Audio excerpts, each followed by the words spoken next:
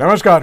નિર્માણ ન્યૂઝની વિશેષ રજૂઆત ઝરોર કાર્યક્રમ સાથે હું છું યજ્ઞ ત્રિવેદી. દર્શક મિત્રો, આજે ઝરોર કાર્યક્રમમાં ચર્ચા કરવા જઈ રહ્યા છીએ કે આજે રાજ્યની 1 મહાનગરપાલિકા, 3 તાલુકા પંચાયતની બેઠક અને 2 મધ્યસ્થ ચૂંટણી, એટલે કે 1 જૂનાગઢ મહાનગરપાલિકા, 66 નગરપાલિકા, કઠલાલ, કપડવંજ અને ગાંધીનગર તાલુકા પંચાયતની 3 અને બોટાદ અને વાંકાનેરની 2 મધ્યસ્થ ચૂંટણીનું જે આજે જાહેરાત થઈ ગઈ છે, રાજ્ય ચૂંટણી પંચ દ્વારા જાહેરાત કરવામાં આવી છે. 16મી ફેબ્રુઆરીએ મતદાન યોજવામાં આવશે, 18મી ફેબ્રુઆરીએ મતગણતરી હાથ ધરવામાં આવશે. સાથે સાથે જ્યારે એમ કહેવાય ને કે પાલિકા અને પંચાયતની ચૂંટણીનું બ્યુગલ તો ફૂંકાઈ ગયું છે, પણ સાથે સવાલ પણ ઘણા બધા જોવા મળી રહ્યા છે, આક્ષેપ પ્રત્યાક્ષેપ પણ જોવા મળી રહ્યા છે. પણ જ્યારે આપણે નગરપાલિકાની વાત કરતા હોઈએ, નળ, ગટર અને રોડ રસ્તા, જ્યાં 3 મહત્વના મુદ્દાઓ જોવા મળતા હોય છે કે અત્યારના સમયમાં શું આ 3 મહત્વના મુદ્દાઓ પર અત્યારે તો કામગીરી થઈ, જો થઈ તો કેવી રીતની થઈ, ન થઈ તો કેવી રીતની ન થઈ, તેને લઈને ક્યાંક ચર્ચા કરવાની હોય છે. અને તેની સાથે જ્યારે આજની વાત કરવામાં આવે તો આજે જ જે જાહેરાતો કરી દેવામાં આવી છે, ત્યારે આ નગરપાલિકાની ચૂંટણીને લઈને ચર્ચા વિચારણા કરવી છે. ચર્ચા વિચારણા કરવા માટે અમારી સાથે જોડી ગયા છે જયવંતભાઈ પંડ્યા, કે જેઓ રાજકીય વિશ્લેષક છે, અને શૈલેષભાઈ પરમાર, કે જેઓ ભારતીય જનતા પાર્ટીના પ્રવક્તા છે. જે આ બંનેનું સૌથી પહેલાં તો સ્વાગત છે. અને તેની સાથે હું ચર્ચાની શરૂઆત જયવંતભાઈ હું આપનાથી કરવા માંગીશ. જયવંતભાઈ, આપણે અત્યાર સુધી લોકસભા, વિધાનસભા અને તેની સાથે અન્ય દરેક ચૂંટણીની આપણે ચર્ચા કરી છે. પછી એ દિલ્હી હોય કે ગુજરાત હોય કે પછી અન્ય હોય, તેના લઈને જે ચર્ચાઓ તો કરી છે, પણ તેની સાથે આજે આપણે નગરપાલિકાની વાત કરવા જઈ રહ્યા છીએ. આજે જે રીતે નગરપાલિકાની ચૂંટણીની જે જાહેરાત તો થઈ ગઈ છે, જેમાં જે રીતે 16 તારીખે મતદાન છે અને 18મીએ મતગણતરી છે, અને સાથે જ નળ, ગટર અને રોડ રસ્તા. સૌથી પહેલાં તો આપ તેને કઈ રીતે જોઈ રહ્યા છો કે શું પ્રાથમિક જરૂરિયાતો લોકો સુધી પહોંચી છે ખરી ખરા અર્થમાં? પહેલી વાત તો એ છે કે ભાજપ છે એક રાષ્ટ્ર એક ચૂંટણીની વાત કરે છે, તો મને પ્રશ્ન એ થાય છે કે આ જે સ્થાનિક સ્વરાજની ચૂંટણી છે એમાં 2 અલગ અલગ ચૂંટણી થાય છે. એટલે અત્યારે થશે એ એક ચૂંટણી થશે, અને પછી 2026માં મને લાગે છે કે જેમ કોરોનાના લીધે 2020માં થવી જોઈતી તે ચૂંટણી 2021માં થઈ હતી, અને એમાં પહેલી વાર ભાજપને જિલ્લા પંચાયત, તાલુકા પંચાયત, નગરપાલિકા બધી જ જગ્યાએ જ્વલંત વિજય મળ્યો હતો. તો એ ચૂંટણી છે 2026માં કદાચ આવશે. જો હું ખોટો હોઉં તો મને સુધારજો. તો આ બંને અલગ અલગ ચૂંટણી કરવાના બદલે એક સાથે કેમ નહીં? જે દલીલો એક રાષ્ટ્ર એક ચૂંટણી એના સંદર્ભમાં થાય છે, તો હું માનું છું કે આ પણ થવું જોઈએ. કોઈક રીતે એના માટે જે કઈ જેમ એક રાષ્ટ્ર એક ચૂંટણી માટે ઉપાયો હાથ ધરવાના છે કે ભાઈ કોઈ છે એને સત્ર પછી પૂરું થતું હોય વિધાનસભાનું જે અવધિ છે, તો એને કઈ રીતે મેચ કરી શકાય, તો આમાં પણ એ કરવાની આવશ્યકતા હતી. અને જો એ કરત તો લોકોને એક વિશ્વાસ પણ બેસત કે એક રાષ્ટ્ર એક ચૂંટણી પણ થઈ શકે છે. હવે બીજી વાત, તમે જે પ્રશ્ન પૂછ્યો એની, તો જે કહેવાય કે પ્રશ્નો છે એના ઘણા બધા અંશે ભાજપે પૂરા કર્યા છે એવું કહી શકાય. દાખલા તરીકે ગટરની વાત છે, તો પહેલાના સમયમાં ખુલ્લી ગટર જોવા મળતી હતી. હવે લગભગ બધી જગ્યાએ ખુલ્લી ગટર નથી જોવા મળતી, જેના કારણે મચ્છરની સમસ્યાઓ થતી હતી. એ મચ્છરની સમસ્યાઓ ઘણી બધી હવે દૂર થઈ ગઈ છે. સાથે સાથે ભૂંડની સમસ્યા પણ રહેતી હતી, એ પણ દૂર થઈ છે. પરંતુ હજુ પણ રખડતા પશુની સમસ્યા, જેના કારણે લોકો જેમ બોટાદ બાજુ તો એવા કેસ વધારે આવે છે, એની સમસ્યા હજુ પણ છે. એનો કંઈક ઉપાય પશુપાલકો અને લોકો અને પ્રશાસન એ ત્રણેય મળીને કરવો જોઈએ. પશુપાલન પણ એને ઇફેક્ટ થાય, એને પણ ગાયને સાચવવાની તકલીફ થતી હોય છે, તો એને પણ કઈ રીતે ગોચરની જમીન આપી શકાય એ પ્રશ્ન હાથ ધરવો જોઈએ. સાથોસાથ હજી પીવાના પાણીની સમસ્યા ક્યાંક ક્યાંક ઘણા બધા અંતરિયાળ વિસ્તારોમાં જોવા મળે છે, એને કોઈ નકારી શકે એમ નથી. તો એ પણ, કારણ કે જયારે ઉનાળો આવે છે ત્યારે ઘણી બધી જગ્યાએ ગૃહિણીઓ છે એ માટલા સાથે, બેડા સાથે રજૂઆત કરવા જતી હોય છે. પાણીનું મેનેજમેન્ટ છે હજુ પણ આમ નર્મદાની કેનાલ ને એના દ્વારા નર્મદાનું પાણી પહોંચ્યું છે ઠેર ઠેર સૌરાષ્ટ્ર બાજુ, એટલે કોઈ પ્રશ્ન નથી. પરંતુ હજુ પણ જો વ્યવસ્થિત મેનેજમેન્ટ કરવામાં આવે.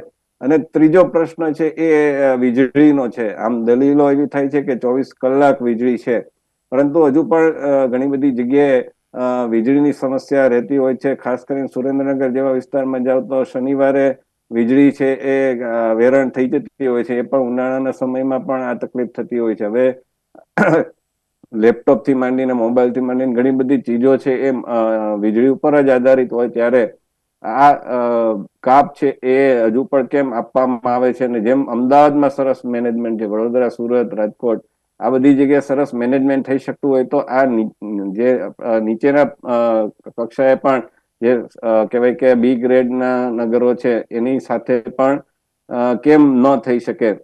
તો એ વિચારવું જોઈએ. અને રસ્તાના પ્રશ્નો છે, તો મોરબી બાજુ મને લાગે છે કે એ બાજુ રસ્તા ખરાબ છે. તો હજુ પણ એ સમસ્યા આપણે અમદાવાદમાં પણ હમણાં કમિશનર દ્વારા કહેવામાં આવ્યું હતું, રસ્તાની વાત કરવામાં આવી તે આજે છાપામાં સમાચાર છે, વિકાસ કામો છે ની જાહેરાત થઈ છે, પરંતુ આ રસ્તા છે એવા કેમ નથી બનતા કે વારે ઘડીએ ખરાબ થઈ જાય? અને બીજું કે સૌથી વધુ તો પેચ જે કરવામાં આવે છે, એ પેચ ના બદલે એક સળંગ સીધો રસ્તો એક લેવલનો એ પ્રમાણે થઈ શકે તો વધારે સારું. એટલે સ્થાનિક સ્વરાજની ચૂંટણીમાં આપણે જેમ અમદાવાદમાં મોટા મોટા પ્રોજેક્ટ ને બધું બને છે, પણ સ્થાનિક સ્વરાજની ચૂંટણીમાં એવું થાય છે કે પાણી, ગટર ને આ બધા પ્રશ્નોમાં જ મુખ્યત્વે જનતા છે અટવાઈને રહે છે. એને આગળનું વિઝન શું છે એ ત્યાં તો ચર્ચામાં આવતું જ નથી, કારણ કે આ પહેલા પ્રશ્નો પતે પછી કંઈક આગળનું વિઝન છે હાથ ધરી શકાય. તો મને લાગે છે કે એના માટે કોંગ્રેસે પણ વિપક્ષ તરીકે પોતાની જવાબદારી બરાબર ઉપાડવી જોઈએ, કારણ કે એ નથી ઉપાડતો ત્યારે ભાજપ છે જીતે છે અને એને મત મળી જાય છે. જોકે આ બોટાદ અને વાંકાનેરની બેની વાત કરીએ તો બોટાદમાં ભાજપ માટે પ્રશ્નો હતા, સમાચાર વચ્ચે એવા હતા કે એના બળવાખોર સભ્ય છે કોંગ્રેસના ટેકાથી જીતી ગયા હતા. તો વાંકાનેરમાં પણ આ પ્રકારનું ભાજપની 24 બેઠકો સાથે બહુમતી હોવા છતાંય એના પ્રમુખ ઉપપ્રમુખ નહોતા બની શક્યા. તો આ પ્રશ્ન પણ ભાજપને બહુ મોટા પાયે નડશે એવું લાગે છે. બિલકુલ સાચી વાત છે. અત્યારે હાલની જો વાત કરીએ તો પાલિકા અને પંચાયતની જે ચૂંટણીનું બ્યુગલ તો અત્યારે હાલ તો ફૂંકાઈ ગયું છે, પણ તેની સાથે પ્રશ્નો હજુ પણ ઘણા યથાવત જોવા મળી રહ્યા છે. ડૉક્ટર નિકુલ પટેલ આપણી સાથે જોડી ગયા છે, કોંગ્રેસ પાર્ટીના પ્રવક્તા. નિકુલભાઈ, આપનું પણ સ્વાગત છે. નિકુલભાઈ, પાલિકા અને પંચાયતની ચૂંટણીનું બ્યુગલ તો ફૂંકાઈ ગયું છે, પણ તેની સાથે સવાલો પણ ઘણા બધા છે, કારણ કે કોંગ્રેસ દ્વારા તો અલગ અલગ આક્ષેપ પણ કરવામાં આવ્યા છે અત્યારે હાલની પરિસ્થિતિને લઈને. તો આપની સૌથી પહેલા તો પ્રતિક્રિયા. આપણે દેશની અંદર વાત કરીએ તો મહાત્મા ગાંધીજી જે સ્વરાજની વાત કરી હતી, એ સ્વરાજ્યની ચૂંટણીઓ છે જ્યાં લોકોના હાથમાં સત્તા હોય અને એ સત્તા પરિપૂર્ણ કરવાનો જે અભિગમ છે કોંગ્રેસ દ્વારા રાજીવ ગાંધી પ્રધાનમંત્રી હતા ત્યારે 73માં એમેન્ડમેન્ટથી લોકોને નગરપાલિકા ગ્રામ પંચાયતની અંદર સત્તા આપવાનું કામ કર્યું. મહિલા આરક્ષણનું બી કામ તમે જુઓ તો એ કોંગ્રેસ દ્વારા જ કરવામાં એટલે કોંગ્રેસ એક દીર્ઘદ્રષ્ટા પાર્ટી તરીકે લોકોના મૂળભૂત અધિકાર અને લોકોના મૂળભૂત સેવા માટેના જે અભિગમ છે એના પર કામગીરી હંમેશા કરી છે. હવે જે ચૂંટણીઓની તારીખ છે એમાં તમે જુઓ તો જે મૂળભૂત આક્ષેપ કરવાનો જે પ્રયત્ન છે એ છે કે આપણે જોયું કે હંમેશા સંવિધાન પ્રમાણે દર 5 વર્ષે ચૂંટણી થઈ જવી જોઈએ, પરંતુ ઘણી નગરપાલિકાઓ એવી હતી કે જ્યાં ચૂંટણી એટલે સમય મર્યાદા પતી ગયો હોવા છતાં બી ચૂંટણીઓ જાહેર નથી કરવામાં આવી. એની પાછળનો કારણ શું હતો? તો કે જે રીતના પ્રધાનમંત્રી હંમેશા ઓબીસી કાર્ડ, ઓબીસી છે, હું પોતે એવું છું એવું કહે છે, છતાં પણ જો ઓબીસી માટેનો મૂળભૂત જે રિઝર્વેશનના પોલિસીની જે વાતો હતી, જે આ સ્થાનિક સ્વરાજ્યની ચૂંટણીમાં ભારતીય જનતા પાર્ટી કશે ને કશે ખોરંભે પાડી હતી. અમિત ચાવડા હોય કે જે તે શક્તિસિંહ ગોહિલ હોય, હંમેશા એ મુદ્દાને વિધાનસભાની અંદર લોકોની વચ્ચે, પ્રજાની વચ્ચે ઉજાગર કર્યું ને ફાઇનલી એ તમે જુઓ તો ઇમ્પ્લિમેન્ટ થયું અને એ ચૂંટણી કમિશનર શ્રીએ બી એ પોતાના વક્તવ્ય પ્રેસ કોન્ફરન્સમાં આ વાતનો ઉલ્લેખ કર્યો. એનો મતલબ એ છે કે ભારતીય જનતા પાર્ટી ખાલી વાતો કરે છે, પણ એને મૂળભૂત અધિકાર સુધી લઈ જવાનું કામ છે કોંગ્રેસ કરે છે. હવે જે ગ્રામ પંચાયત, જિલ્લા પંચાયત, તાલુકા પંચાયતના મૂળભૂત પ્રશ્નો છે એમાં પ્રાઇમરી હેલ્થ સેન્ટર હોય, ગ્રામીણ શિક્ષણ હોય, કે ત્યાર પછી જે ચેક ડેમ્સ હોય, ખેડૂતોના મૂળભૂત એપીએમસી ના પ્રશ્નો હોય, આ બધા જ પ્રશ્નની અંદર તમે જોઈ શકો છો કશે ને કશે જે લોકોની અંદર પડતી હાલાકી છે એને ઉજાગર કરવાનું કામ કોંગ્રેસ દ્વારા હંમેશા કરવામાં આવ્યું છે. અને એ જ ભાગરૂપે અમારી તૈયારીઓ છે આવનારા દિવસોમાં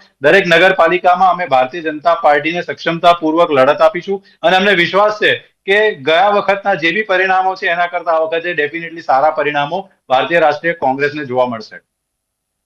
બિલકુલ, આશાવાદ અત્યારે જે કોંગ્રેસ પાર્ટી દ્વારા વ્યક્ત કરવામાં આવ્યો છે. શૈલેષભાઈ, આશાવાદ તો વ્યક્ત થઈ ગયો છે, પણ પંચાયતથી પાર્લામેન્ટ સુધી ક્યાંક જે ભારતીય જનતા પાર્ટી છે અને તેમાં પણ આ વખતે જે નગરપાલિકાની ચૂંટણીની જાહેરાત કરી દેવામાં આવી છે, સૌથી પહેલાં તો આપની પ્રતિક્રિયા. જો પ્રથમ તો રાજ્ય ચૂંટણી પંચ કે જેમણે 16 તારીખે ચૂંટણી ફેબ્રુઆરીમાં અને ફેબ્રુઆરીના 18 તારીખે પરિણામ જાહેર થશે એ જાહેરાત કરી છે, એ બદલ રાજ્ય ચૂંટણી પંચ જે સ્વાયત્ત સંસ્થા છે એમને ખૂબ ખૂબ અભિનંદન અને મતદારોને પણ ખૂબ ખૂબ અભિનંદન. સાથે સાથે મારે એ કેવું છે કે સ્થાનિક સ્વરાજ્યની ચૂંટણી આવી છે તો સ્થાનિક સ્વરાજ્યમાં અત્યારે કોની પાસે જિલ્લા પંચાયત, તાલુકા પંચાયત, નગરપાલિકા કે મહાનગરપાલિકા છે એ જોવું જોઈએ. જેની પાસે છે એની પાસે જ વધારે જિલ્લા પંચાયત, તાલુકા પંચાયત આવતી હોય છે. ભૂતકાળમાં હમણાં જ ચૂંટણીઓ થઈ છે ત્યારે જ્યારે વિધાનસભાની પણ 8 પેટા ચૂંટણી હતી તો 8માંથી 8 ભારતીય જનતા પાર્ટી જીતી હતી. એ જ રીતે 31 જિલ્લા પંચાયતમાંથી એમાંથી 31 જિલ્લા પંચાયત ભારતીય જનતા પાર્ટીએ જીતી હતી, કોંગ્રેસ 0 હતું અને ક્યાંક તો ડિપોઝિટ પણ ગઈ છે. 231 તાલુકા પંચાયતની ચૂંટણી થઈ હતી, એમાં 213 તાલુકા પંચાયત જે છે એ ભારતીય જનતા પાર્ટીમાં આવી છે.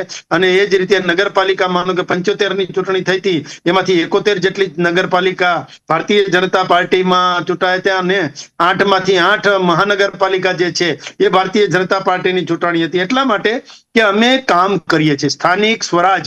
આજે અમે સ્થાનિક સ્વરાજમાં 3 ટર્મ ચૂંટાયા છીએ અને 2 ટર્મ ચેરમેન તરીકે રહ્યા છીએ. એટલે અમને ખબર છે કે ગામડાની સ્થિતિ શું છે, ગામડાના પ્રશ્નો શું છે, રોડ, રસ્તા અને ગટર હમણાં આપે વાત કરી એમ ગામડાની જે પરિસ્થિતિ છે એમાં 2-3 બાબતોનો મુખ્યત્વે સમાવેશ થાય છે.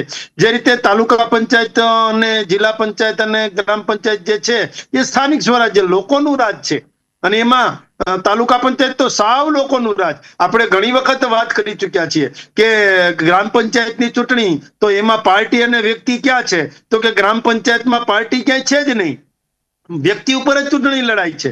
એમ તાલુકા પંચાયતમાં જઈએ તો પાર્ટી છે એ 25% આવી જાય અને વ્યક્તિ 75% છે. એ જ રીતે જિલ્લા પંચાયતમાં આવીએ તો જિલ્લા પંચાયતમાં પાર્ટી અને વ્યક્તિ બંને 50% પાર્ટીનો ભાગ હોય છે, 50% વ્યક્તિ પણ કામ આવતા હોય છે. એ જ રીતે વિધાનસભામાં જાય તો વિધાનસભામાં 75% પાર્ટી હોય છે અને 25% વ્યક્તિ ઉપર આધાર રાખતો. એ જ રીતે ઉપર જતા જઈએ તો સંસદમાં 100% પાર્ટી, ગ્રામ પંચાયતમાં 100% વ્યક્તિ, સંસદમાં 100% પાર્ટી. એટલે આમાં વ્યક્તિ પણ કામ કરતા હોય છે. એટલા માટે કહું છું, આ ઉલ્લેખ એટલા માટે કર્યો છે કે ગ્રામ પંચાયત અને સ્થાનિક સ્વરાજની ચૂંટણીમાં કોંગ્રેસ પાસે સારા ચહેરાઓ, સારા કાર્યકર્તાઓ, સારા વ્યક્તિઓ ચૂંટાઈ શકે એવા કામો કરનારા લોકો નથી. એટલા માટે જ અમે કહીએ છીએ કે ગ્રામ પંચાયતમાં ને ગામડાઓનો વિકાસ જે કર્યો છે અમે, જે આપણો તાલુકો વાઇબ્રન્ટ તાલુકો, એટીવીટીની ગ્રાન્ટ 1 કરોડ રૂપિયાની 1 વર્ષે 5 વર્ષે 5 કરોડ રૂપિયા થાય. એટલે એ જ રીતે 2 લાખની જે ગ્રાન્ટ છે એ ગ્રામ પંચાયતને પણ આપે છે. જિલ્લા આયોજન મંડળની પણ ગ્રાન્ટ ગ્રામ પંચાયતમાં આવે છે. આ ડીએમએફની કલેક્ટરની ગ્રાન્ટ પણ ગ્રામ પંચાયતમાં અને તાલુકા પંચાયત, જિલ્લા પંચાયતને અસર કરે છે, નગરપાલિકાને. નાણાં પંચની ગ્રાન્ટ પણ આવે છે, ગ્રામ સભા પણ હોય છે. લગભગ 12 થી 13 કરોડ રૂપિયા આવતા હોય છે. એમ છતાં પણ રાજ્ય સરકાર અને કેન્દ્ર સરકાર જે નરેન્દ્રભાઈ હતા ત્યારથી લઈ અને અત્યાર સુધીમાં જોવા જઈએ તો કૃષિ રથના માધ્યમથી, કૃષિ મહોત્સવના માધ્યમથી ગામડાઓને કઈ રીતે ખેતીમાં બેઠો કરાય અને ખેતીની આવક કઈ રીતે ડબલ થવા તરફ જાય એ દિશામાં કામ કર્યું છે. જ્યોતિગ્રામ યોજનાના કારણે 24 કલાક લાઇટ આવી છે અને ગામડામાં નાના નાના ઉદ્યોગો પણ આવી ગયા છે. એ જ રીતે સરદાર સરોવર નર્મદા યોજના એ પણ ગામડાને અસર કરે છે. એટલે તમે એમ કહેવાય ને મારે કે ના ગામડાનો બધો જ વિકાસ જે થયો છે બધો ભારતીય જનતા પાર્ટીએ જ કર્યો છે ગુજરાતમાં, એમ કહું ને કે ના કહેવાય? હા, પેલા હતો જ નહીં, ગામડામાં અંધારા હતા ભાઈ. પેલા ગામડામાં અંધારા તો હતા, અત્યારે મેં આજથી ઘણા વખત પહેલા શૈલેષભાઈ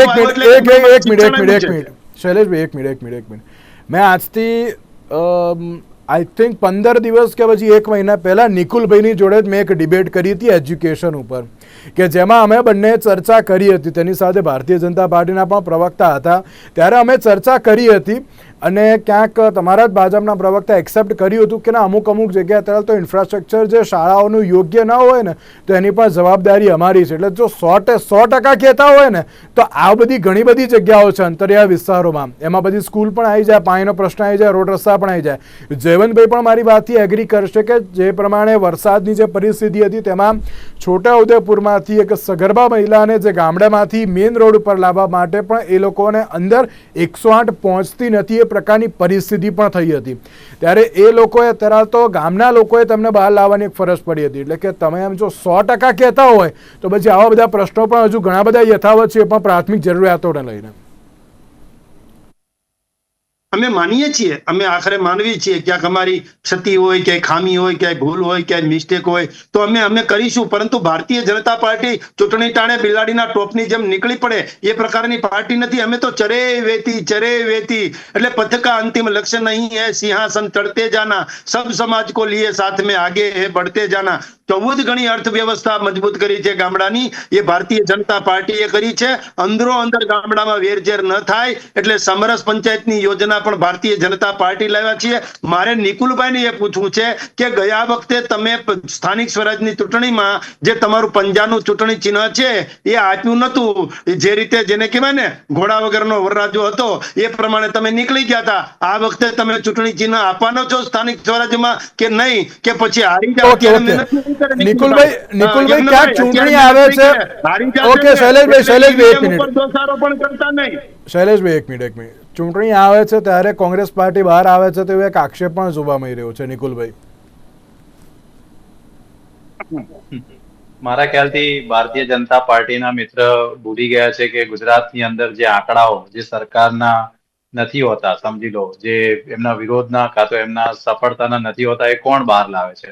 ઘણી બધી જગ્યાએ ખેડૂતોના પ્રશ્ન છે, એપીએમસી ના પ્રશ્ન છે, એ અમારા કોંગ્રેસના આગેવાનો લોકોના સ્થાનિક લોકો જોડે ભેગા મળીને આગળ લાવતા હોય છે. તો મારા ખ્યાલથી એમની જે શું કહેવાય કે વાત કરવાની જે અભિગમ છે એને હું નકારી કાઢું છું. બીજી વસ્તુ, જે સ્થાનિક સ્વરાજ્યના જે ચૂંટણી જે જાહેર થઈ છે એને ડેફિનેટલી જે આંકડાકીય માહિતી છે એમાં ડેફિનેટલી કોંગ્રેસને લાસ્ટ ટાઈમના ચૂંટણીની અંદર સારો મતાધિકાર નથી મળ્યો, પરંતુ એવું નથી કે સાવ ઝીરો જ છે.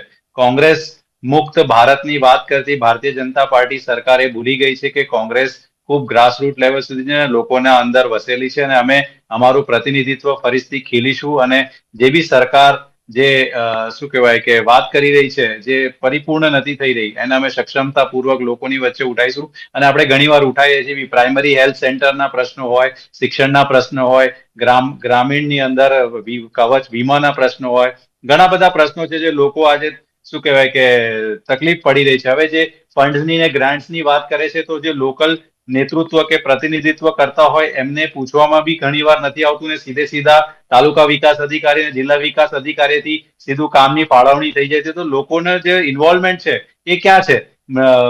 માનનીય વડાપ્રધાન કે એ જ વસ્તુ બધું થવાનું હોય એ રીતના લાઈનમાં એવું કદાચ અમે પાર્ટી નથી ચલાવ. અમે દરેકને નેતૃત્વ અને પ્રતિનિધિત્વ કરવાનો મોકો આપીએ છીએ. એ અમારી પાર્ટીની જે લાક્ષણિકતા છે એ પ્રમાણે અમે કામ કરીશું. વાર લાગશે પણ સચ્ચાઈની જીત હંમેશા થશે.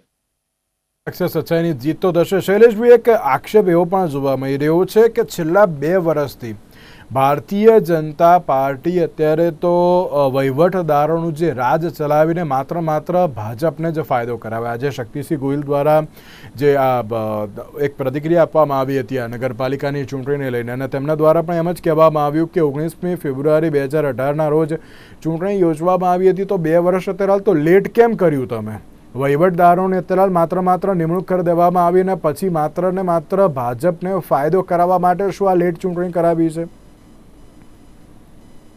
આપણે યજ્ઞભાઈ સૌ જાણીએ છીએ કે જે રીતે ગ્રામ પંચાયતોની ચૂંટણી અટકી હતી, જિલ્લા પંચાયત તાલુકા પંચાયતની ચૂંટણી અટકી હતી, જે પ્રકારે ઝવેરી પંચનો રિપોર્ટ આવવાનો બાકી હતો અને એના કારણે ક્યાંક ને ક્યાંક આ ચૂંટણી જે છે એમાં ક્યાં અનામત રાખવી, ક્યાં બક્ષી પંચ, ક્યાં એસસી, ક્યાં એસટી, એ બધી જે ગડમથલો હતી એના કારણે ક્યાંક ને ક્યાંક ચૂંટણી પંચને આ ચૂંટણી માટે મોડું થયું છે ને વહીવટદારો નિમ્યા છે. હવે મને એટલી આશા અને અપેક્ષા છે કે આગામી દિવસોમાં ચૂંટણીની તારીખ આવી ગઈ છે, ચૂંટણી જાહેર થઈ ગઈ છે. એમાં ભાજપ કે કોંગ્રેસનો ફાયદો ના હોય.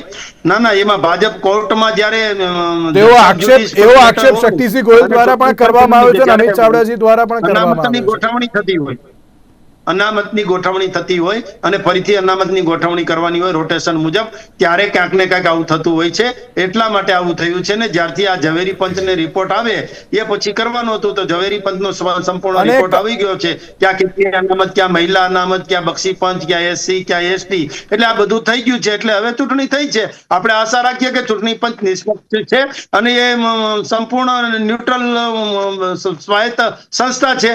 તો એ ચૂંટણી પંચનું કામ કરતું હોય છે, સરકારનું કામ કરતું હોય છે, પાર્ટીઓનું કામ કરતું હોય છે.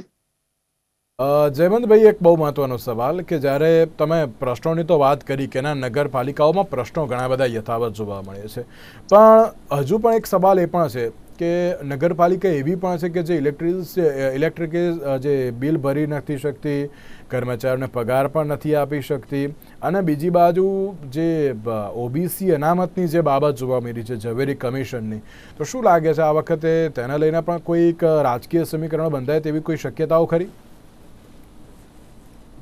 એટલે જે તમે કીધું કે નગરપાલિકાઓ બિલ નથી ભરી શકતી, તો એ બહુ મોટો પ્રશ્ન છે ને આવું કેમ થાય છે? વિકસતા ગુજરાતમાં આ પ્રકારના પ્રશ્નો કેમ ઉદ્ભવે છે? એ પૈસા ક્યાં જાય છે? નગરપાલિકાને ફંડ પૂરતું નથી મળતું, મળે છે તો એ પૈસા ક્યાં જાય છે? એની ચોખવટ કરવી પડશે અને મને લાગે છે શૈલેષભાઈ હાથ ઊંચો કર્યો છે એટલે કરશે પણ ખરા. પણ પ્રશ્ન એ છે કે આવું કેમ થાય છે? કારણ કે સરવાળે તો જે રાજ્યના વિદ્યુત વિભાગ છે એને બોજો પડે છે. અને બીજું એ છે કે બસોની મોટી સમસ્યા હોય છે, એસટી બસોની. એટલે ઘણી બધી જગ્યાએ બસોના રૂટ હજી પણ નથી મળતા અથવા તો સમયસર બસ નથી પહોંચતી, એ પણ પ્રશ્ન છે. ઘણા બધા અહીંયા જો તમે અમદાવાદ, રાજકોટ, સુરત, વડોદરા 4 મહાનગરને બાદ કરી દો તો બીજા જે નગરો છે એની બસો છે તમે જોઈ શકો કે કેટલી મોડી આવતી હોય છે, અને એમાં પણ ટ્રાફિકના પ્રશ્નો પણ જોવા મળતા હોય છે. બોટાદમાં પણ એટલી ટ્રાફિકની સમસ્યા છે, તો એને પણ ઉકેલવું પડશે, કારણ કે આ તો દરેક જગ્યાએ વધતી સમસ્યા છે. બીજું કે અનામતનો તમે પ્રશ્ન પૂછ્યો તો એમાં પણ ભાનગડ તો રહેલી છે. જ્યાં સુધી કોંગ્રેસની વાત છે ત્યાં સુધી વાંકાનેરમાં એના એક પણ સભ્ય ચૂંટાયા નહોતા. 4 સભ્યો બહુજન સમાજવાદી પક્ષના ચૂંટાયા હતા. એ પણ એ જોવું પડશે. એટલે કોંગ્રેસે પોતાનું સ્થાન મજબૂત રાખવું હશે વિપક્ષ તરીકે, તો આ એના માટે મોટી તક રહેલી છે, કારણ કે સ્થાનિક સ્વરાજ્યથી તમે વિધાનસભાને મજબૂત કરી શકો છો. કારણ કે સ્થાનિક સ્વરાજમાં શું હોય છે કે એપીએમસી અને સહકારી બેંક, આ બંને બાબતો બહુ મોટો ભાગ ભજવતો હોય, સહકારી મંડળીઓ ને એ બધું. એટલે એનો જેના આધિપત્યમાં હોય એ લોકો એના આધારે મત મેળવતા હોય છે. તો એ પ્રમાણે કોંગ્રેસે પણ હવે માત્ર કાગળ ઉપર નિવેદન કે ડિબેટમાં વાત કરવાના બદલે સ્થાનિક સંગઠનને વધુ મજબૂત બનાવવાની જરૂર છે. કારણ કે બોટાદમાં આપના ધારાસભ્ય છે એટલે એ પ્રમાણે આપ પણ પોતાનું કાઠું કાઢી રહ્યો છે અહીંયા પક્ષ, તો એને તમારે કાઉન્ટર કરવું પડશે. એટલે એ રીતે કોઈ નીરસ ચૂંટણી ન બની જાય અને એક મજબૂત ટક્કર જોવા મળે એવી આપણે આશા રાખીએ. બિલને લઈને પણ શું કહેશો? છેલ્લે 10 સેકન્ડ. હા, જે નગરપાલિકાઓ બિલ નથી ભરતી, એ નથી ભરી શકતી, એ સ્થિતિ હોય છે, અમે સ્વીકારીએ છીએ. કારણ કે જે બિલ ભરવાની પરિસ્થિતિ જે છે એ બિલ જે સ્વભંડોળની આવક હોય છે, એની જે સહભંડોળના નાણાં આવે છે લોકોનો ટેક્સ ઉઘરાવીને, એમાંથી ભરવાની હોય છે. ને સ્વભંડોળ ક્યાંક ઓછું હોય, કોઈ નગરપાલિકામાં જાજા ઉદ્યોગ ન આવતા હોય અથવા તો એવું બધું હોય તો એના કારણે ક્યાંક ન ભરી શકતી હોય. પણ ન ભરવાના કારણોમાં સ્વભંડોળ ઉઘરાવવાની જે એમની જે નીતિ હોય છે ને, કે ન જવું, ન ઉઘરાવવો અથવા તો દબાણ ન કરવું, એ હોય છે. ને બીજું કે નગરપાલિકાઓ ભૂતકાળમાં આપણે નથી ભરી શકતી ને લાઇટો કપાઈ ગઈ હતી, તો એમ માટે પણ સરકારે એને પૈસા આપી, અને ભૂપેન્દ્રભાઈ પટેલની સરકારે જ નગરપાલિકાઓને પૈસા આપી અને ભૂતકાળમાં એમને લાઇટ બિલ પણ ભરાવેલા હતા. પણ નગરપાલિકાઓએ પોતે સ્વભંડોળમાં વધારો કરવો જોઈએ, કારણ કે બિલ અને કર્મચારીઓના વર્ગ 4ના કર્મચારી છે એનો પગાર સ્વભંડોળમાંથી થતો હોય છે. કે વિકસિત ગુજરાતની વાતો વચ્ચે નગરપાલિકાની ચૂંટણી તો અત્યારે જાહેર થઈ ગઈ, પણ હવે નગરનો કેટલો વિકાસ હશે આવનારા સમયમાં તે તો આવનારો સમય જ બતાવશે. તેની સાથે નિકુલભાઈ, શૈલેષભાઈ અને જયવંતભાઈ ત્રણ આભાર અમારી સાથે ચર્ચા વિચારણામાં જોડાવા માટે. તો દર્શક મિત્રો, આજના ઝીરો કાર્યક્રમ રજા આપશો. નમસ્કાર.